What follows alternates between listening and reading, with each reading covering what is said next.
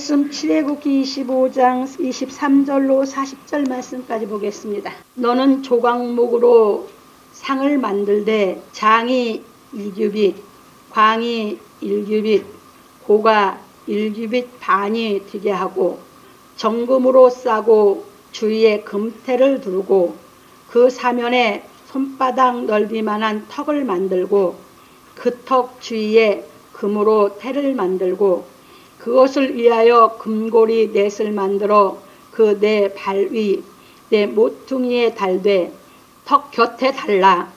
이는 상멜채를 꿰 곳이며 또 조각목으로 그 채를 만들고 금으로 싸라. 상을 이것으로 맬 것이니라. 너는 대접과 숟가락과 병과 붓는 잔을 만들되 정금으로 만들지며 상 위에 진설병을 두어 항상 내 앞에 있게 할지니라. 너는 정금으로 등대를 쳐서 만들되 그 밑판과 줄기와 잔과 꽃받침과 꽃을 한 덩이로 연하게 하고 가지 6을 등대 곁에서 나오게 하되 그 3가지는 이편으로 나오고 그 3가지는 저편으로 나오게 하며 이편 가지에 살구꽃 형상의 잔셋과 꽃받침과 꽃이 있게 하고 저편 가지에도 살구꽃 형상의 잔셋과 꽃받침과 꽃이 있게 하여 등대에서 나온 6가지를 갖게 할지며 등대 줄기에는 살구꽃 형상의 잔넷과 꽃받침과 꽃이 있게 하고 등대에서 나온 6가지를 위하여 꽃받침이 있게 하되 2가지 아래 한 꽃받침이 있어 줄기와 연하게 하며 또 2가지 아래 한 꽃받침이 있어 줄기와 연하게 하며 또 2가지 아래 한 꽃받침이 있어 줄기와 연하게 하고 그 꽃받침과 가지를 줄기와 연하게 하여 전부를 정금으로 쳐 만들고 등잔 7을 만들어 그 위에 두어 앞을 비추게 하며 그 불집게와 불똥 그릇도 정금으로 만들지니 등대와 이 모든 기구를 정금 1달란트로 만들되 너는 산과 이 산에서 내게 보인 식양대로 할지니라. 아멘. 예, 오늘은 본문을 통해서 진설할 상과 등대라고 하는 제목으로 우리가 이제 진리를 깨달아 가보기로 하겠습니다. 서론입니다. 사랑하는 성도 여러분, 오늘은 진설할 상과 등대에 대하여 말씀을 상고해 보기로 하겠습니다. 언약궤와 속죄소를 만들라 하신 여호와께서 진설할 상과 등대를 만들라 하셨습니다. 왜냐하면 진설할 상과 등대는 하나님을 경배하기 위해 필요한 것이기 때문입니다.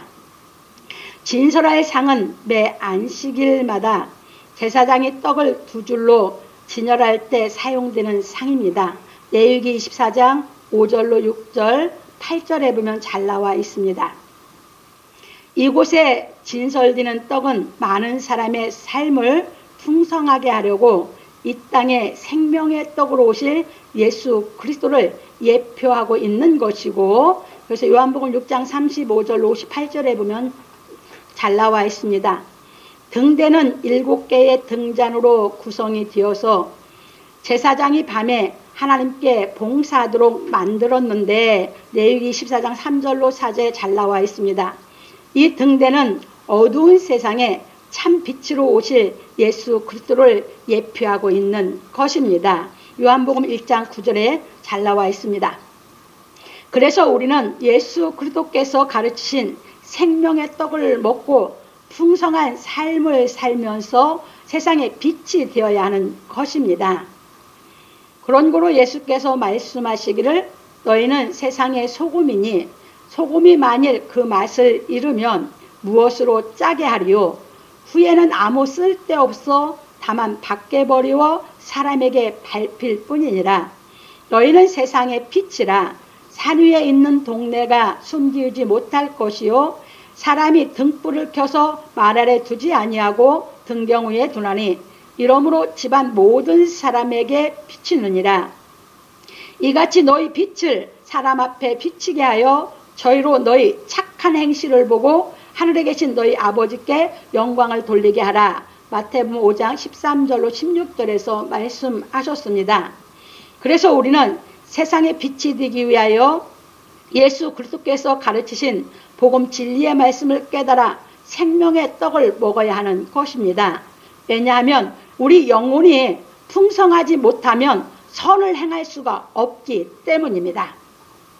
그래서 우리는 복음 진리의 말씀을 듣고 깨달아 양심의 악을 깨닫고 몸을 맑은 물로 씻어야 하는 것입니다. 그런 고로 바울 사도는 말하기를 너희가 전에는 어둠이더니 이제는 주 안에서 빛이라. 빛의 자녀들처럼 행하라. 빛의 열매는 모든 착함과 의로움과 진실함에 있느니라.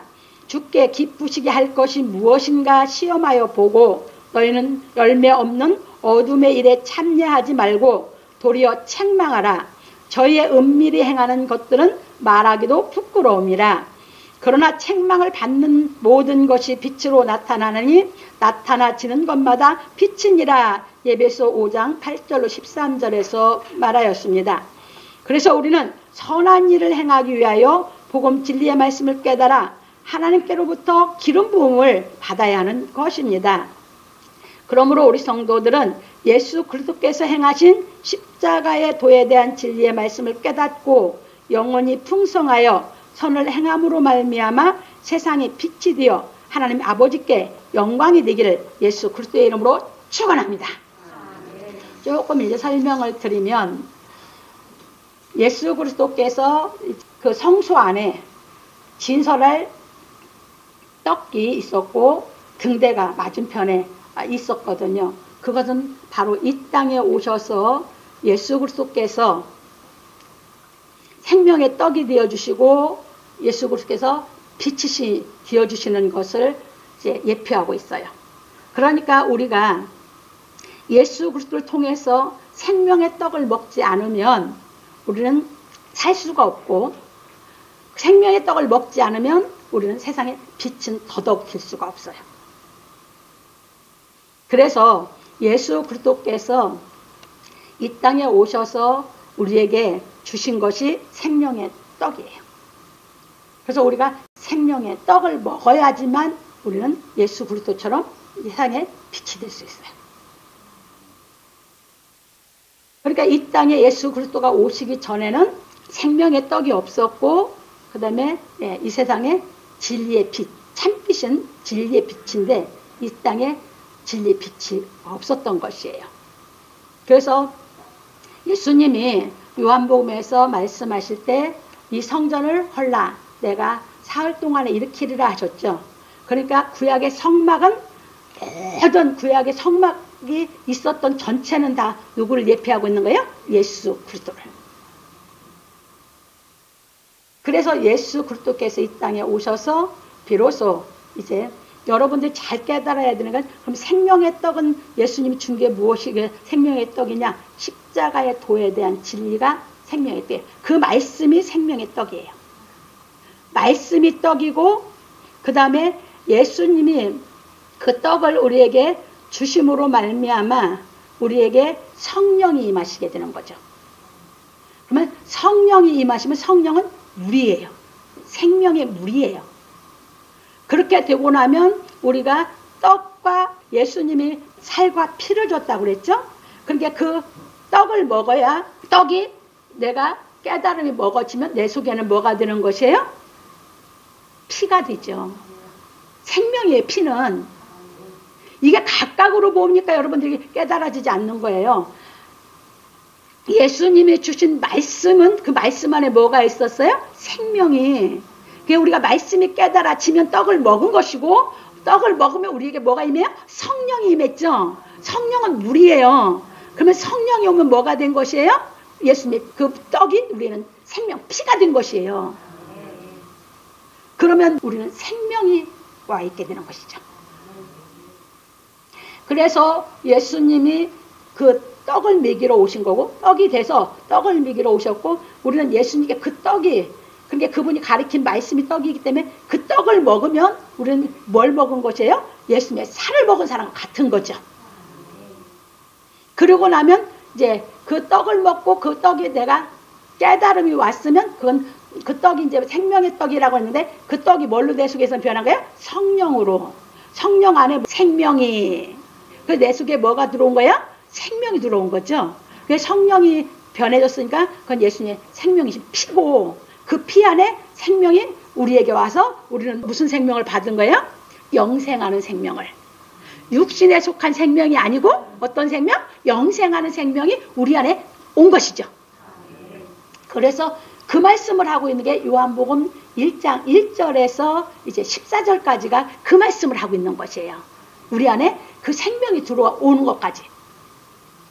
그래서 예수님은 그걸 주로 오셨고 우리는 이제 이 성경 말씀을 통해서 지금 예수님이 몸을 입고 계신 것이 아니라 예수님이 뭘로 계시는 거예요? 말씀으로 계시는 거죠. 그게 이 말씀이 뭐가 돼요? 우리에게는 예, 생명의 떡이 되는 거죠.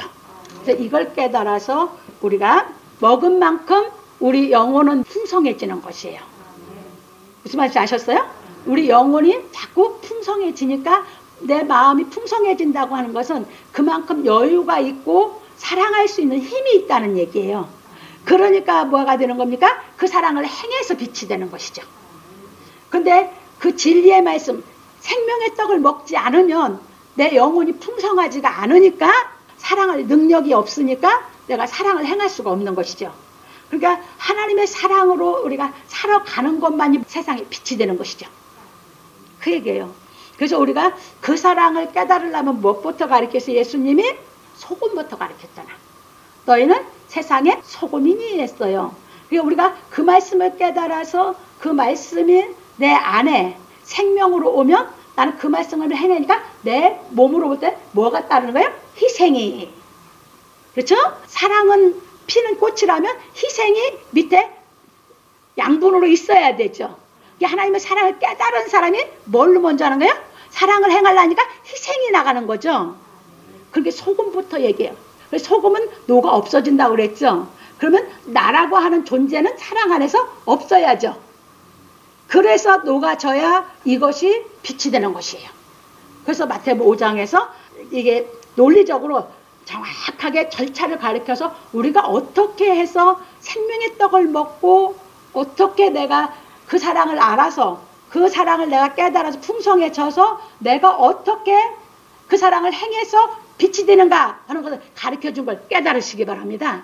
그래서 우리는 이제 성소 안에 있었던 진설병과 등대는 바로 예수 그리스도를 얘기한 거고 예수 그리스도께서 오셔서 우리는 생명의 떡을 먹인 걸 우리가 깨달아서 우리가 예수 안에 들어가면 성소 안에 있었던 진설병과 등대가 예수 안에서 우리에게도 다 실상이 된 것이죠. 그래서 예수 안에 들어가야만 구약에 있는 말씀은 나에게 실상으로 이루어지는 줄 믿으시기 바랍니다. 그럼 이제 본론으로 넘어갑니다. 첫 번째입니다. 너는 조각목으로 상을 만들되 장이 2규빗, 광이 1규빗, 고가 1규빗 반이 되게 하고 여호와께서 모세에게 말씀하시기를 너는 조각목으로 상을 만들되 장이 2규빗, 광이 1규빗, 고가 1규빗 반이 되게 하고 출애굽기 25장 23절에서 하시었습니다. 그런 거로 진설할 상의 크기는 길이가 90cm이고 넓이가 45cm이고 높이는 67.5cm입니다. 그리고 정금으로 싸고 주위에 금태를 두르고 그 사면에 손바닥 넓이만한 턱을 만들고 그 턱 주위에 금으로 태를 만들고 그것을 위하여 금고리 넷을 만들어 네 발 위 네 모퉁이에 달되 턱 곁에 달라. 이는 상 멜 채를 뺄 곳이며 또 조각목으로 그 채를 만들고 금으로 싸라. 상을 이것으로 맬 것이니라. 너는 대접과 숟가락과 병과 붓는 잔을 만들되 정금으로 만들지며 상 위에 진설병을 두어 항상 내 앞에 있게 할지니라. 출애굽기 25장 24절로 30절에서 말씀하셨습니다. 그래서 우리는 진설병에 대하여 알아야 하는 것입니다. 왜냐하면 진설병은 이 땅에 오실 예수 그리스도를 예표하고 있기 때문입니다. 그런 거로 우리는 이 진설병에 대한 말씀에 대하여 살펴보겠습니다. 여호와께서 모세에게 특별히 말씀하시기를 항상 매 안식일에 이 떡을 여호와 앞에 진설할지니 이는 이스라엘 자손을 위한 것이요 영원한 언약이니라. 이 떡은 아론과 그 자손에게 돌리고 그들은 그것을 거룩한 곳에서 먹을지니 이는 여호와의 화제 중 그에게 돌리는 것으로서 지극히 거룩함이니라. 이는 영원한 규례니라. 레위기 24장 8절로 9절에서 말씀하셨습니다. 그런고로 다윗이 사울왕의 낯을 피하여 노베 갔을 때의 말씀에 대하여 살펴보겠습니다. 다윗이 노베 가서 제사장 아히멜렉에게 이르니 아히멜렉이 떨며 다윗을 영접하며 그에게 이르되 어찌하여 내가 홀로 있고 함께 하는 자가 아무도 없느냐. 다윗이 제사장 아히멜렉에게 이르되 왕이 내게 이를 명하고 이르시기를 내가 너를 보내는 바와 내게 명한 바 이래 아무 것이라도 사람에게 알게 하지 말라 하시기로 내가 나의 소년들을 여차여차한 곳으로 약정하였나이다. 이제 당신의 수중에 무엇이 있나이까? 떡 5덩이와 무엇이든지 있는 대로 내 손에 주소서. 제사장이 다윗에게 대답하여 가로되 학룡떡은 내 수중에 없으나 거룩한 떡은 있나니 그 소년들이 부녀를 가까이만 아니하였으면 주리라. 다윗이 제사장에게 대답하여 가로되 우리가 참으로 3일 동안이나 부녀를 가까이 하지 아니하였나이다. 나의 떠난 길이 보통 여행이라도 소년들의 그릇이 성결하겠거든 하물며 오늘날 그들의 그릇이 성결치 아니하겠나이까 하매 제사장이 그 거룩한 떡을 주었으니 거기는 진설병 곧 여호와 앞에서 물려낸 떡밖에 없음이라. 이 떡은 더운 떡을 드리는 날에 물려낸 것이었더라. 사무엘상 21장 1절로 6절에서 말하였습니다. 그런고로 우리가 거룩하여야 예수 그리스도의 살과 피를 먹을 수 있는 것입니다. 그래서 지금 여기서 얘기하는 것이 무엇이었냐면 진설탕에 올리는 떡은 매 안식일에 올리는 거지. 더운 떡을 올렸죠. 그런데 그건 누구만 먹을 수 있는 권한이 있었어요? 제사장만. 거룩한 제사장만 먹을 수 있는 떡이었다. 그 말씀입니다. 그런데 다윗이 사울을 피하여서 도망다닐 때 노베 갔습니다.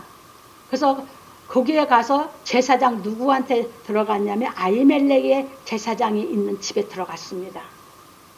그러니까 이제 제사장이 두려워했죠. 왜? 자기를 왜 찾아왔는지를 영문을 모르니까. 왜? 다윗은 용장이었어요.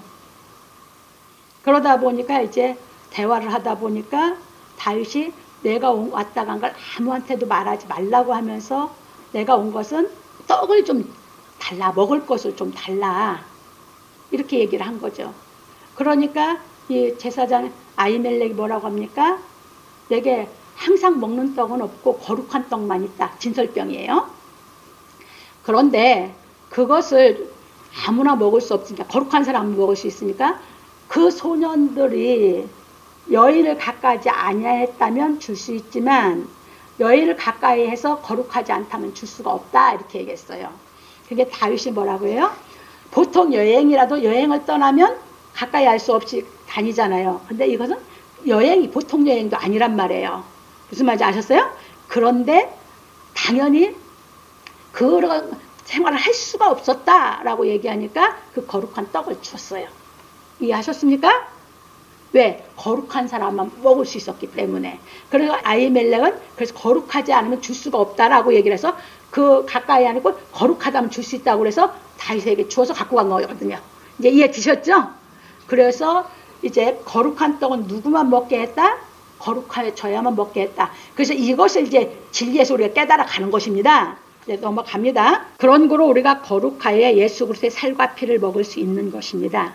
그래서 바울 사도는 말하기를 내가 너희에게 전한 것은 주께 받은 것이니 곧 주 예수께서 잡히시던 밤에 떡을 가지사 축사하시고 떼어 가라사대 이것은 너희를 위하는 내 몸이니 이것을 행하여 나를 기념하라 하시고 식후에 또한 이와 같이 잔을 가지시고 가라사대 이 잔은 내 피로 세운 새 언약이니 이것을 행하여 마실 때마다 나를 기념하라 하셨으니 너희가 이 떡을 먹으며 이 잔을 마실 때마다 주의 죽으심을 오실 때까지 전하는 이것이라. 그러므로 누구든지 주의 떡이나 잔을 합당치 않게 먹고 마시는 자는 주의 몸과 피를 범하는 죄가 있느니라. 사람이 자기를 살피고 그 후에야 이 떡을 먹고 이 잔을 마실지니 주의 몸을 분변치 못하고 먹고 마시는 자는 자기의 죄를 먹고 마시는 것이니라. 고린도 11장 23절로 29절에서 말하였습니다. 이게 무슨 얘기냐? 성만찬을 얘기하는데 여기서 예수님이 성찬식을 할 때 제자들과 마지막 유월절을 지나면서 성찬식을 하셨죠. 그때 제자들과 예수님은 3년 반 동거하면서 거룩한 생활을 했죠. 그들에게 이 성찬식에 떡을 먹이고 포도주를 주면서 내 살과 피라고 하셨거든요. 그래서 그 성찬식을 갖고 바울 사도도 했는데 이들이 고린도 교회 사람들이 이 진리를 못 깨닫다 보니까 이것을 그냥 성찬식으로 생각하면서 모여서 먹고 있는데 잘못하고 있기 때문에 이 말씀을 하신 것이에요. 그러면 이게 이제 진리로 가서 깨닫는 것을 우리가 이제 보시자고요. 넘어갑니다. 그래서 지금은 여호와께서 예수 그리스도의 은혜를 깨달아 생명 얻는 희계가 이루어진 사람에게 십자가의 도에 대한 진리의 말씀을 깨닫고 먹게 하시는 것입니다. 이게 진리예요. 그러니까 지금은 생명 얻는 회개가 이루어져서 하나님께 죄사함, 하나님께서 내 죄를 구속해 준 것이 깨달아 믿어진 사람은 생명 얻는 회개가 이루어졌죠. 이제 그 사람은 그러니까 거룩해졌어요? 안 거룩해졌어요? 거룩해졌죠. 뭐가? 영혼이. 그 영혼이 거룩해진 사람에게만 십자가의 도를 깨닫게 하는 하나님의 은혜가 임한다. 그 말씀이에요. 이게 진리예요. 이게 성찬식을 아무리 떼어도 진리의 말씀이 생명의 떡을 먹어서 말씀이 안 깨달아졌으면 그 영혼은 거룩해진 게 아니에요. 그래서 지금은 하나님께서 말씀이 깨달아져서 하나님이 내 죄를 예수 그리스도를 통해서 구속해 주신 그 은혜를 깨달아서 생명 얻는 회개가 이루어진 사람에게 예수께서 가르친 이 진리를 깨닫게 해서 생명의 떡을 계속 먹게 해서 우리를 양육하게 하시는 것이 하나님이 역사하심인 줄 믿으시기 바랍니다. 이게 진짜 진리예요. 그래서 넘어갑니다. 그런 거로 여호와께서 거룩한 떡인 진선병을 아론의 자손인 제사장에게 먹게 하셨듯이 지금은 여호와께서 예수 그리스도로 말미암아 구속하신 은혜를 깨달은 사람에게 생명의 떡인 진리의 말씀을 깨닫게 하시는 것입니다. 그러니까 들을 때마다 나를 자꾸 깨닫게 하면서 내 속에 영원히 사는 생명을 자라도록 양육해 가시는 것은 하나님이 지금도 거룩해진 사람에게 먹여서 하시는 줄 믿으시기 바랍니다. 그래서 아직도 그게 안 되면 근본적인 내 죄를 사해 주신 구속의 은혜를 아직도 깨달지 못해서 내 속에 아직 영원한 생명이 안 들어와서 그런 것이에요. 그래서 들을 때마다 자꾸 내 안에 깨달음이 오게 하는 것은 하나님이 거룩하기 때문에 생명의 떡을 먹게 해서 깨닫게 시켜서 자라게 하시는 줄 믿으시기 바랍니다.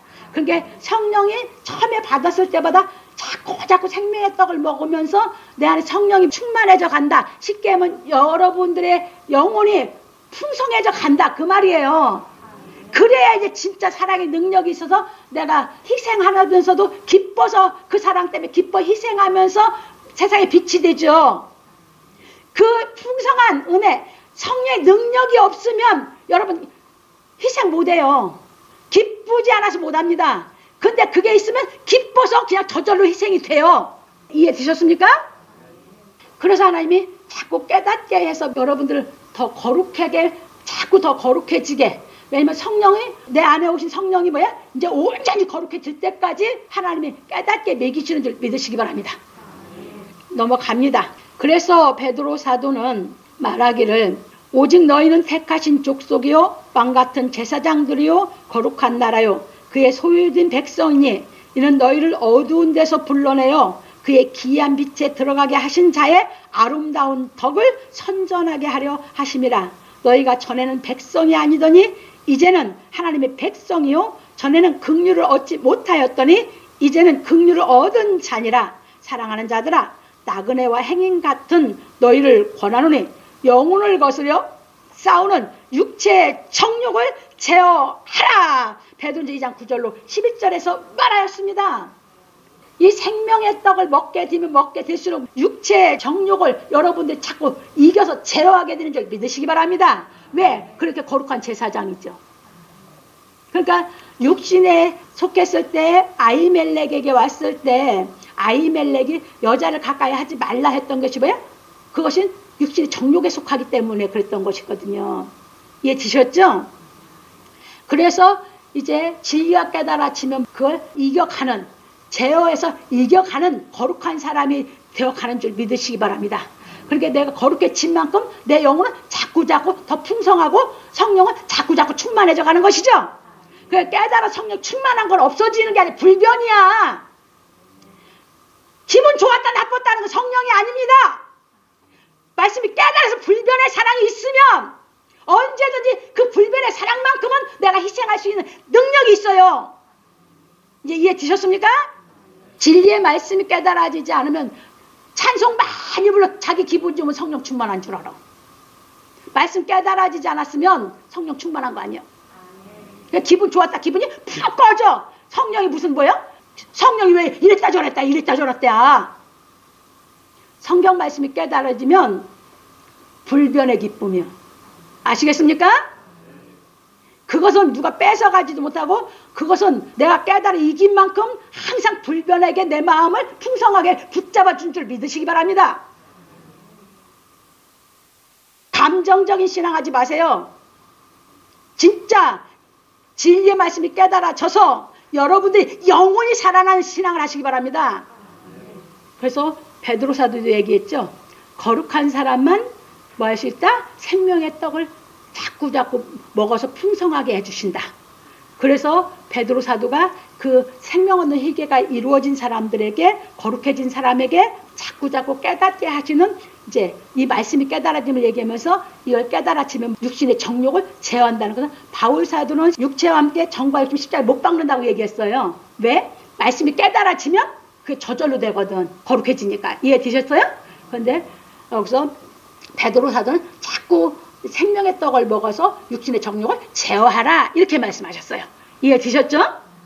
넘어갑니다. 그러므로 우리 성도들은 여호와께서 구속하여 주신 은혜를 깨달아 하나님을 경외하고 예수 그리스도께서 가르치신 진리의 말씀을 깨닫고 먹음으로 말미암아 예수 그리스도를 본받기를 예수 그리스도의 이름으로 축원합니다. 이제 말씀드리죠. 아까 서론에서는 지저라의 상과 등대를 할 때 하나님을 경배하기 위해서 필요하겠다 이렇게 얘기했죠. 그건 구약이에요. 그런데 지금 진리의 깨달음 우리가 먹게 되면 경배가 아니라 우리는 경외로 바뀌는 줄 믿으시기 바랍니다. 하나님을 뭐 하게 된다고요? 경외하게 된다고요. 그렇게 예배 드릴 때 경외하는 마음이 있으니까 신령과 진정으로 예배 드리는 건 그것이 바로 경배하는 심정으로 예배를 드리게 되는 것인 줄 믿으시기 바랍니다. 그래서 경배보다 더 높은 게 경외예요. 그래서 신약에 와서는 경외로 바뀌는 거예요. 구약에서는 경배였고. 이제 이해되셨죠? 네, 구약에서는 하나님이 타에 계셨으니까 경배를 해야죠. 그래서 예수님도 마태복음 4장에서 마귀하고 싸울 때 다만 그를 경배하였느니라 이렇게 가르쳤던 것이죠. 예수님이 이제 와서 생명의 떡을 먹이고 우리에게 생명의 성령이죠. 그게 포도주, 피를 먹이고 나서는 경외로 바뀌는 줄 믿으시기 바랍니다.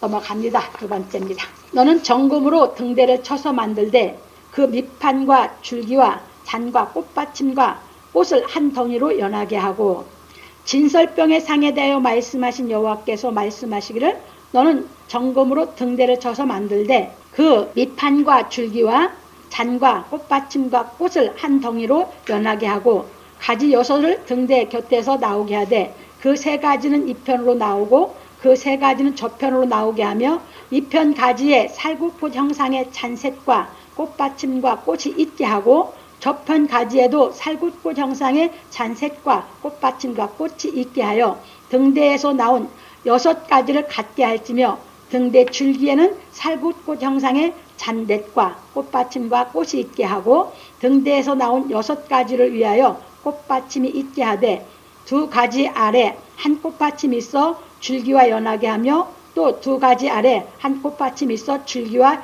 연하게 하며 또 두 가지 아래 한 꽃받침이 있어 줄기와 연하게 하고 그 꽃받침과 가지를 줄기와 연하게 하여 전부를 정금으로 쳐 만들고 등잔 7을 만들어 그 위에 두어 앞을 비추게 하며 그 불집게와 불똥 그릇도 정금으로 할지니. 출애굽기 25장 31절로 38절에서 말씀하셨습니다. 이 등대는 지금도 이스라엘 사람들이 매 안식일에 사용하고 있는 메노라입니다. 다윗의 등대라고도 하고 하는데 이제 여러분들이 그림을 보면 나와 있어요. 그래서 줄기에 이렇게 받침이 있고 이렇게 해서 7개 등잔이 돼 있어요. 그래서 지금도 이스라엘 사람들은 매 안식일에 그걸 켜는 거거든요. 넘어갑니다. 이 메노라는 예수 그리스도께서 이 어두운 세상을 밝히실 빛을 상징하고 있는 것입니다. 그래서 예수께서 또 일러 가라사대 나는 세상의 빛이니 나를 따르는 자는 어두움에 다니지 아니하고 생명의 빛을 얻으리라. 요한복음 8장 12절에 말씀하셨고 내가 세상에 있는 동안에는 세상의 빛이로라. 요한복음 9장 5절에서 하시고 예수께서 대답하시되 낮이 12시가 아니냐. 사람이 낮에 다니면 이 세상의 빛을 보므로 실족하지 아니하고 밤에 다니면 빛이 그 사람 안에 없는 거로 실족하느니라. 요한복음 11장 9절로 10절에서 말씀하셨습니다. 그런 거로 우리는 생명의 말씀을 깨달아 참 빛이신 예수 그리스도를 마음에 영접하여야 하는 것입니다. 그게 이제 영접은 몸을 입고 계신 게 아니라 이렇게 우리 집으로 모시는 게 아니죠. 지금 예수님이 생명의 떡 말씀으로 계시죠. 이 말씀이 깨달아지면 어디로 영접을 하는 거야? 내 마음속으로. 예수님을 그렇게 어디로 영접해야 돼요? 말씀이 깨달아져 내 마음에 영접을 하셔야 돼요.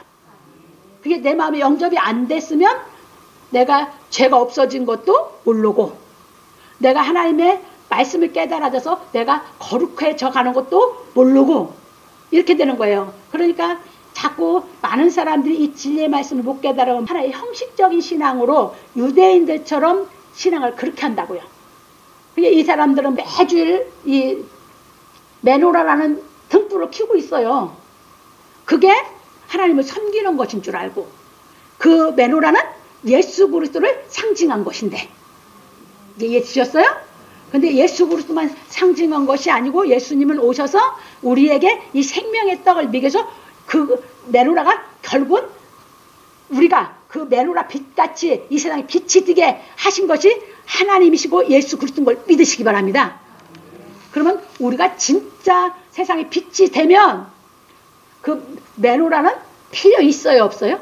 없죠. 그래서 메노라는 예수님이 오시고 나면 필요가 없어진 것이에요. 이제 이해되셨죠? 그런데 지금도 많은 사람들이 그 형식적인 신앙으로 하고 있습니다. 그게 예수를 잘 믿고 하나님 믿고 있다고 생각하니까 살아있는 신앙을 못하는 것이에요. 실상신앙을 못하는 것이에요.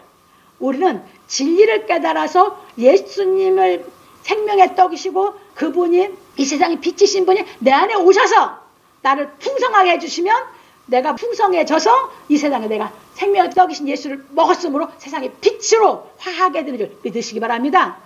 이걸 실상을 시키러 오셨어요. 넘어갑니다 이제. 그래서 예수께서 산상수훈에서 세상의 소금과 빛이 될 사람이 갖추어야 할 인격에 대하여 가르쳐 주셨습니다. 왜냐하면 복 있는 사람이 선을 행함으로 말미암아 소금과 빛이 될 수 있기 때문입니다. 그러니까 세상은 다 모든 사람이 복 받으려고 그래. 근데 우리는 생명의 떡을 먹어서 아예 우리는 복 있는 사람이 됐어요. 이 복 있는 사람만이 소금과 빛이 될 수 있어요. 그래서 그 인격이 돼야지만 되기 때문에 예수께서 가르친 거예요. 산상수훈에서 제일 먼저 가르쳤어요. 그럼 넘어갑니다. 그런 고로 하루는 예수께서 무리를 보시고 산에 올라가 앉으시니 제자들이 나온지라 입을 열어 가르쳐 가라사대 심령이 가난한 자는 복이 있나니 천국이 저희 것이며 애통하는 자는 복이 있나니 저희가 위로를 받을 것이며 온유한 자는 복이 있나니 저희가 땅을 기업으로 받을 것이며 의에 줄이고 목마른 자는 복이 있나니 저희가 배부를 것이며 긍휼히 여기는 자는 복이 있나니 저희가 긍휼히 여김을 받을 것이며 마음이 청결한 자는 복이 있나니 저희가 하나님을 볼 것이며 화평케 하는 자는 복이 있나니 저희가 하나님의 아들이라 일컬음을 받을 것이며 의를 위하여 핍박을 받는 자는 복이 있나니 천국이 저희 것임이라. 나를 인하여 너희를 욕하고 핍박하고 거짓으로 너희를 거스려 모든 악한 말을 할 때에는 너희에게 복이 있나니 기뻐하고 즐거워하라. 하늘에서 너희의 상이 큼이라. 너희 전에 있던 선지자들을 이같이 핍박하였느니라. 마태복음 5장 1절로 12절에서 말씀하셨습니다. 그래서 우리는 예수께서 가르치신 진리의 말씀을 깨닫고 먹음으로 말미암아 복 있는 자가 되어 의를 행함으로 받는 핍박과 환난을 견디고 이겨 선을 행함으로 말미암아 세상의 빛이 되어야 하는 것입니다. 그러므로 우리 성도들은 이 세대를 본받지 말고 마음을 새롭게 함으로 변화를 받아 하나님의 선하시고 기뻐하시고 온전하신 뜻이 무엇인지 분별하고 살기를 예수 그리스도의 이름으로 축원합니다. 그러니까 예수를 영접하면 우리를 자꾸 이 생명의 떡을 우리가 계속 깨달아 먹음으로 말미암아 우리가 풍성해지면 복 있는 자가 된다고요. 그 복 있는 자가 되면 여러분들이 소금 역할, 빛 역할을 이 땅에서 할 수 있다고요. 그래서 하나님께서 창세기에서 사람을 하나님의 형상으로 만들고 복을 주셨듯이 예수님이 이 진리의 성령을 오시면 이제 우리가 거룩해지면 그 성령으로 말미암아 우리가 뭔 경지까지 올라가냐? 복 있는 자가 되는 데까지 올라가는 인격을 갖출 때 예수님이 이 세상에 빛이셨고 생명의 떡이셨듯이 우리는 이 세상에 빛이 될 수 있다고 가르친 줄 믿으시기 바랍니다. 이것입니다. 그래서 우리는 매주 이 생명의 떡을 먹기 위해서 예배를 드리는 것입니다. 그래서 하나님이 우리가 신령과 진정으로 예배하는 것은 하나님이 진리로 인도함을 받아서 나는 그 진리를 깨달아서 생명의 떡을 먹어서 내가 자꾸 풍요로워지려고, 그래서 우리가 풍요로워져서 세상에 빛이 되는 인격을 갖추기 위해서 하나님께 예배 드리는 줄 믿으시기 바랍니다. 세 번째입니다. 등대와 이 모든 기구를 정금 1달란트로 만들되, 여호와께서 등대를 쳐서 만들라 하시고 등대와 이 모든 기구를 정금 1달란트로 만들되 너는 삼가 이 산에서 내게 보인 시경대로 할지니라. 출애굽기 25장 39절로 40절에서 말씀하셨습니다. 정금이란 순금을 말하고 1달란트는 약 34kg 정도를 말합니다. 그러니까 옛날엔 정금이라고 했는데 요즘 말로는 뭐야? 순금이라고 하죠. 그런데 이것이 1달란트는 약 34kg이에요. 근데 그걸로만 다른 거 아무것도 안 섞은 그걸로만 등대를 만들려고 그랬어요. 그러니까 우리가 세상에 빛이 되려면 우리 믿음이 연단 속에서 받아서 온전히 하나님께 순금같이 내가 내 영혼이 거룩해질 때 우리가 세상에 소금의 역할, 빛의 역할을 감당할 수 있는 인격이 완성되는 줄 믿으시기 바랍니다. 넘어갑니다. 정금이 거저 얻어지는 것이 아니듯이 우리의 믿음도 거저 온전해지는 것이 아닙니다. 그래서 욥이 말하기를 나의 가는 길을 오직 그가 아시나니 그가 나를 단련하신 후에는 내가 정금같이 나오리라.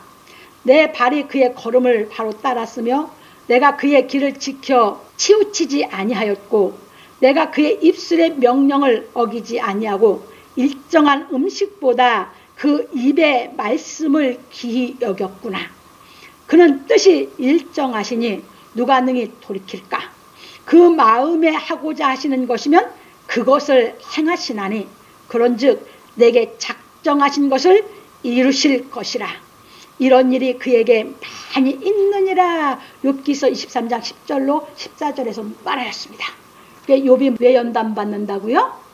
자기가 정금같이 되게 하기 위해서 하나님이 자기를 연단시킨다고 하셨던 것입니다. 그래서 우리가 그렇게 연단을 통해서 이 세상에서 온전히 다 벗어나서 우리가 순금같이 올랐을 때 우리는 하나님을 볼 수 있고 하나님을 본 사람은 이 세상에 소금같이 희생하면서 빛이 될 수 있습니다. 그 길을 누가 걸으셨습니까? 예수 그리스도께서 우리를 거기까지 키워서 이 땅에 우리로 하여금 하나님 자녀답게 살게 하시는 줄 믿으시기 바랍니다. 그러니까 사람들이 왜 그 길을 못 간다? 생명의 떡을 먹지 않아서 자기 속에 생명이 풍성하지 않아서 뭐 한다? 사랑을 못하기 때문에 못 사는 것입니다. 더 넘어갑니다. 그런 거로 베드로 사도는 말하기를 찬송하리로다 우리 주 예수 그리스도의 아버지 하나님이 그 많으신 긍휼대로 예수 그리스도의 죽은 자 가운데서 부활하심으로 말미암아 우리를 거듭나게 하사 산 소망이 있게 하시며 썩지 않고 더럽지 않고 새하지 아니하는 기업을 있게 하시나니 곧 너희를 위하여 하늘에 간직하신 것이라. 너희가 말세에 나타내기로 예비하신 구원을 얻기 위하여 믿음으로 말미암아 하나님의 능력으로 보호하심을 입었나니 그러므로 너희가 이제 여러 가지 시험을 인하여 잠깐 근심하게 되지 않을 수 없으나 오히려 크게 기뻐하도다. 너희 믿음의 시련이 불로 연단하여도 없어질 금보다 더 귀하여 예수 그리스도에 나타나실 때에 칭찬과 영광과 존귀를 얻게 하려 함이라. 베드로서 1장 3절로 7절에서 말하였습니다. 그래서 우리가 길이요 진리요 생명이신 예수 그리스도의 믿음을 선물로 받았으면 어떤 핍박이나 환난을 당하여도 믿음을 지켜 나에게 주신 믿음이 정금같이 되어 세상의 빛이 되어야 하는 것입니다. 그런 거로 예수께서 말씀하시기를 나를 인하여 너희를 욕하고 핍박하고 거짓으로 너희를 거스려 모든 악한 말을 할 때에는 너희에게 복이 있나니 기뻐하고 즐거워하라. 마태복음 5장 11절로 12절에서 말씀하셨습니다. 그러니까 여러분들이 죄져서 비난받으면 그건 정말 부끄럽죠. 죄져서 비난 안 받아도 죄지면 자기 마음이 스스로 부끄럽죠. 비난받으면 더 부끄럽죠.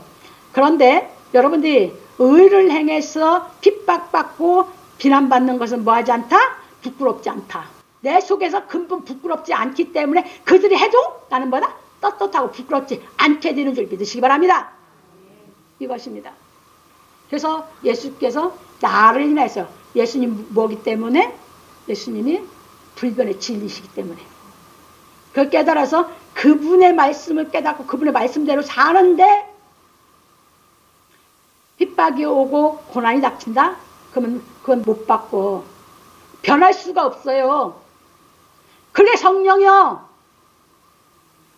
그 사람들은 기뻐한다. 이해되셨습니까? 그런데 이 성령이 안 오면 여러분들 육신적으로 조금만 힘들어도 육신적으로 누가 조금만 무시해도 육신적으로 조금만 여러분들 사람들이 낮춰봐도 여러분 기분 나쁘고 여러분 속에서 그냥 기가 죽어. 근데 진리를 깨달으면 그런 거 아무것도 없어. 이해되셨습니까? 왜?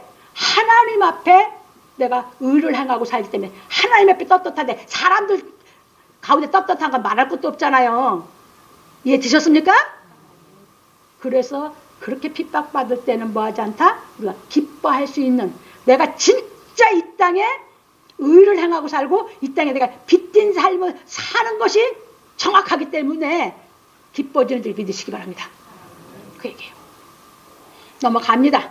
그런 거로 야고보 장로는 말하기를 내 형제들아 너희가 여러 가지 시험을 만나거든 온전히 기쁘게 여기라. 이는 너희 믿음의 시련이 인내를 만들어내는 줄 너희가 알미라. 인내를 온전히 이루라. 이는 너희로 온전하고 구비하여 조금도 부족함이 없게 하려 함이라. 야고보서 1장 2절로 4절에서 말하였습니다. 그러므로 우리 성도들은 믿음의 시련으로 말미암아 진리의 말씀을 깨달아 죄의 성품에서 온전히 벗어나 예수님처럼 세상이 빛이 되기를 예수 그리스도의 이름으로 축원합니다. 우리가 그러니까 거기까지가 우리 신앙의 목표죠. 내 인격이 거기까지 완성되는 것이 내 삶이죠. 그래서 우리는 하나님의 말씀을 대로 사는 가치 있는 삶을 살게 되는 줄 믿으시기 바랍니다. 그래서 내 인생의 삶은 하나님의 말씀대로 사는 가치를 놓고 사는 것이고 내 인생의 존재는 그 말씀을 깨달아서 사랑하는 의미로 인생의 의미를 우리가 갖고 사는 줄 믿으시기 바랍니다. 이것이 우리 이 땅에서의 삶입니다. 그래서 하나님 앞에 우리가 살아가는 것이 하나님을 믿고 하나님 말씀을 깨닫고 그분을 우리가 경외하는 것이 내 인생의 최고 가치죠. 그래서 가치 있는 인생을 사는 겁니다.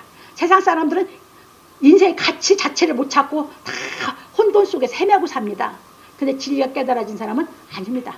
내가 하나님을 경외하고 하나님 말씀대로 내가 행하는 것이 내 인생의 가치입니다. 그리고 그 말씀대로 내가 사랑하고 사는 것이 내 존재의 의미가 되는 것입니다. 이제 이해되셨죠? 그래서 넘어갑니다. 결론입니다.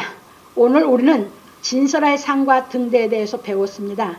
상에 진설할 떡은 이 세상의 생명의 떡으로 오신 예수 그리스도를 상징하고, 등대에서 밝히는 불은 어두운 세상의 참빛으로 오신 예수 그리스도를 상징하는 것입니다. 그래서 예수 그리스도께서 말씀하시기를 내가 곧 생명의 떡이니 내게 오는 자는 결코 줄이지 아니할 터요 나를 믿는 자는 영원히 목마르지 아니하리라. 요한복음 6장 35절에서 하시고 말씀하시기를 내가 곧 생명의 떡이로다. 너희 조상들은 광야에서 만나를 먹었어도 죽었거니와 이는 하늘로서 내려오는 떡이니 사람으로 하여금 먹고 죽지 아니하게 하는 것이니라. 나는 하늘로서 내려온 산떡이니 사람이 이 떡을 먹으면 영생하리라. 나의 줄 떡은 곧 세상의 생명을 위한 내 살이로라. 요한복음 6장 48절로 51절에서 하시고 내가 진실로 진실로 너에게 이르노니 인자의 살을 먹지 아니하고 인자의 피를 마시지 아니하면 너희 속에 생명이 없느니라. 내 살을 먹고 내 피를 마시는 자는 영생을 가졌고 마지막 날에 내가 그를 다시 살리리니 내 살은 참된 양식이요 내 피는 참된 음료로다. 내 살을 먹고 내 피를 마시는 자는 내 안에 거하고 나도 그 안에 거하나니 살아계신 아버지께서 나를 보내심에 내가 아버지로 인하여 사는 것 같이 나를 먹는 그 사람도 나를 인하여 살리라. 이것은 하늘로서 내려온 떡이니 조상들이 먹고도 죽은 그것과 같지 아니하여 이 떡을 먹는 자는 영원히 살리라. 요한복음 6장 53절로 58절에서 말씀하셨습니다. 이게 뭐라고 말씀하셨어요? 아까 구약에서 진설병을 올려놓을 때도 거기에 잔도 있었고 다 있었죠. 그 잔은 예수님 피를 마시는 걸 얘기하고 있어요. 그래서 진설병을 진설할 떡이 있었고 진설병에는 뭐가 들어있었어요? 예, 예수님 피를 상징하는 포도주를 넣어놨던 거죠. 그래서 예수님이 마지막 성찬 때 그걸 그대로 다 이루는 것을 가르쳐 준 것이에요. 그리고 예수님이 이제 가르쳐 준 이 말씀을 요한 사도가 정확하게 이 진리를 확실하게 알고 예수님이 하신 말씀이 깨달아지다 보니까 기록해서 지금 오늘날 우리에게 이 생명의 떡을 먹게 하신 걸 믿으시기 바랍니다. 그래서 예수님이 말씀하셨죠. 그래서 내가 진실로 진실로 너에게 이르노니 인자의 살을 먹지 아니하고 인자의 피를 마시지 아니하면 너희 속에 생명이 없느니라. 이렇게 하셨죠. 그러니까 이것을 따로따로 구약에서 보면 떡 따로 피 따로였었죠. 그런데 예수님의 진리를 그분 자체가 이제 하나가 돼서 우리가 먹인 것은 예수님 먹인 아까 설명했을 때 생명의 떡을 먹으면 우리 속에 와서 그 생명의 떡은 생명은 내 속에 와서 물이 돼준다고요. 성령의 생수가 돼준다고요. 그래서 예수님이 내 살을 먹고 내 피를 마시는 사람은 영원히 목마르지 않다고 한 것이에요. 그러니까 그것이 깨달아지면 우리는 우리 영혼이 항상 더욱더 우리는 세월을 허송하는 게 아니라 깨달아질수록 우리는 우리 안에서 생명이 더욱 풍성해져서 살아가는 삶을 살게 되는 줄 믿으시기 바랍니다. 그러니까 세상 사람들은 허송세월에서 죽을 때 후회뿐이지만 우리는 예수님을 만나서 신앙을 하면서 우리는 더 풍성해지기 때문에 우리가 죽을 때는 더 풍성해서 기뻐서 찬송하면서 아버지께로 가는 줄 믿으시기 바랍니다. 허송세월했어요. 정말 귀한 세월을 보냈어요. 아주 소중하고 귀한 세월을 보냈잖아요. 이제 이해 드셨죠? 그래서 우리는 허무하지 않는 것입니다. 넘어갑니다. 그런 거로 지금은 누구든지 긍휼이 풍성하신 하나님이 우리를 사랑하신 그 큰 사랑을 인하여 허물로 죽은 우리를 그리스도 예수와 함께 살리신 은혜를 깨달음으로 말미암아 구원을 얻고 생활에서 오는 환난과 핍박으로 말미암아 십자가의 도에 대한 진리의 말씀을 깨달아 믿음이 온전해져야 하는 것입니다. 그래서 우리는 예수 그리스도 안에서 성령의 열매를 맺어 믿음이 온전함으로 말미암아 빛의 열매가 되어야 하는 것입니다. 그러니까 믿음이 온전해진다는 것은 성령의 열매를 온전히 맺어야 되는 것이죠. 그래야 완전히 풍성해지는 거거든요. 그러면 이제 그렇게 온전해지게 성령의 열매가 내 속에 다 맺어졌으면 9가지 성령에 다 맺어져서 인격이 완성되면 우리가 세상에 빛의 열매의 삶을 산다고요. 빛의 열매의 삶은 모든 착함이라고 했죠. 모든 착함은 선을 행해요. 선은 뭐예요? 하나님 말씀대로 행하는 것이에요. 무슨 말인지 아셨어요? 그 선을 행한다는 것은 내가 하나님의 말씀을 전하든지 행하든지 가르치든지 할 때 뭐 한다고요? 하나님이 역사해 주세요. 그래서 마귀를 멸해 주시는 거예요. 무슨 말인지 아세요? 모든 착함과 그 다음에 뭐예요? 의로움과 진실 안에서 사는 것이죠. 이것이 우리 삶 자체가 되는 거예요. 그래서 빛의 열매로 사는 것이에요. 넘어갑니다. 그러므로 우리 성도들은 예수 그리스도께서 행하신 십자가의 도에 대한 진리의 말씀을 깨달아 성령의 열매를 맺고 영혼이 풍성하여 선을 행함으로 말미암아 세상이 빛이 되어 하나님 아버지께 영광이 되기를 예수 그리스도의 이름으로 축원합니다.